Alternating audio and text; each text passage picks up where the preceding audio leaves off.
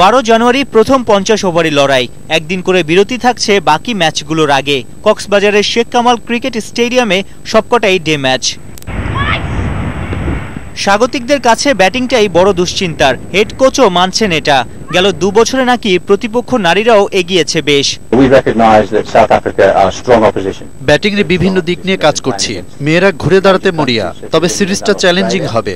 দক্ষিণ আফ্রিকার মেয়েরা অস্ট্রেলিয়া ও ইংল্যান্ডের মতো দলগুলোর সাথে খেলে এখন অনেক পোক্ত। ঢাকায় দিন 10 ক্যাম্প করে সিরিজ শুরুর সপ্তাহখানেক আগেই ভেন্যুর সাথে সখ্যতা বাড়াচ্ছেন রুমানারা। ক্যাম্পে আছে 19 জন, লোকাল ছেলেদের সাথে ম্যাচ প্র্যাকটিসটাও সেরে নিচ্ছে ওরা। শুরু হয়েছে আপনার ডিসেম্বর থেকে, তো অনেক লং টাইম ক্যাম্প হয়েছে, তো আমাদের প্রিপারেশনটা মোটামুটি ভালো। ঠিক করার জন্য আমরা এত তাড়াতাড়ি এসেছি, এখানে প্র্যাকটিস করছি, তো এটা কন্ডিশনটা মানিয়ে নিব। বছর 3 আগে মিরপুর স্টেডিয়ামে দক্ষিণ আফ্রিকার বিপক্ষে ওয়ানডে সিরিজ জিতেছিল বাংলাদেশ। হিসাব বরাবর করতে 9 জানুয়ারি বাংলাদেশে আসছে প্রোটিয়া মেয়েরা। সাইফুল রূপক, 71। সাফ উইমেন্স চ্যাম্পিয়নশিপে রানার্স আপ বাংলার মেয়েদের আর্থিক পুরস্কার আর সংবর্ধনার ঘোষণা দিয়েছেন বাফুফে বস কাজী সালাউদ্দিন। তার মতে বর্তমান অনূর্ধ্ব 16 দলটাই ভবিষ্যতের জাতীয় দল। জানিয়েছেন অনূর্ধ্ব 16 দলের সাথে 5 জন জাতীয় দলের ফুটবলারকে সেপ্টেম্বর পর্যন্ত মাসিক বেতন দেবে বাফুফে। উপলব্ধি রিপোর্ট।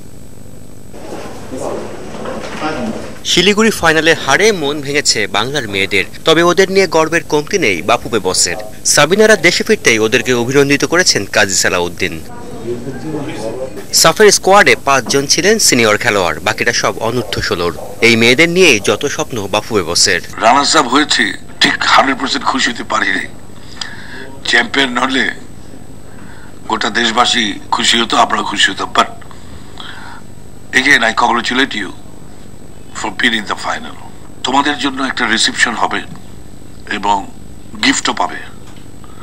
গিফটটা মেডেল হিসাবে না, অন্য কিছু না, টাকাই। ছেলে ফুটবলাররা যেখানে ব্যর্থ সেখানে সাফল্য তুলে আনছে মেয়েরা।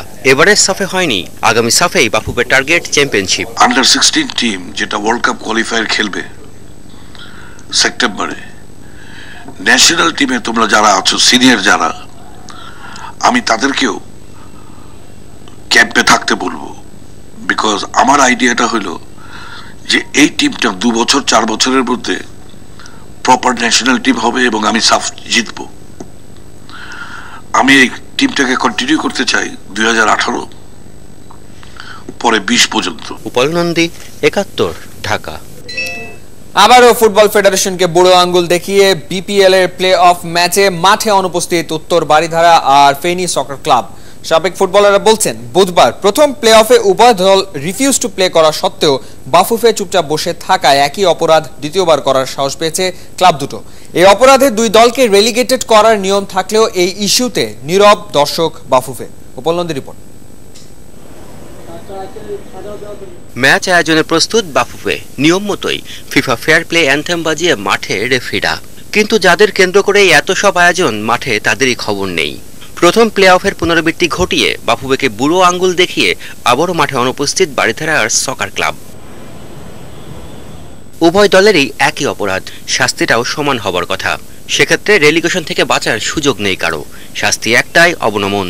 কিসের এত অপেক্ষা? বাফুফে শাস্তি দিচ্ছে না কেন? বাইলজের ধারা 8-এ পরিষ্কারভাবে লেখা আছে যে রিফিউজ টু প্লে হলে অটোমেটিক টিম নেমে যাবে।